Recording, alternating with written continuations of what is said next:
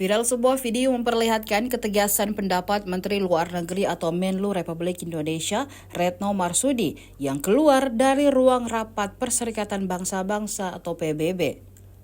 Menteri Jokowi itu walk out kala Duta Besar Israel untuk PBB, Gilad Erdan, memaparkan pernyataan saat debat terbuka Dewan Keamanan PBB diselenggarakan di Markas Besar PBB, New York, Amerika Serikat, pada Selasa 23 Januari 2024. Ternyata agenda itu merupakan debat ketiga yang diselenggarakan Dewan Keamanan PBB sejak konflik Israel-Hamas pada 7 Oktober 2023 lalu.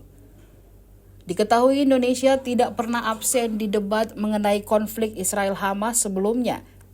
Namun sebelum keluar, Retno memastikan bahwa ia hadir untuk ketiga kalinya, lagi-lagi menegaskan bahwa komitmen Indonesia tetap teguh untuk membela Palestina. Tampak dalam video yang ditayangkan VOA Indonesia pada Rabu 24 Januari 2024, Menlu Retno keluar saat Duta Besar Israel untuk PBB memberikan pernyataannya. Dalam pernyataannya, Gilad Erdan menyatakan bahwa Hamas dan pejuang Islam Palestina sebagai teroris yang keji.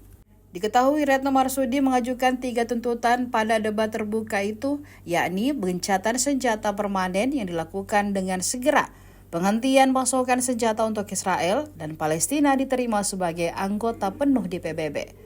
Menteri Retno juga mempertanyakan keseriusan dari Dewan Keamanan PBB dalam menjalankan resolusinya mengenai Palestina. Retno bahkan menyebut resolusi PBB kerap tidak terrealisasi.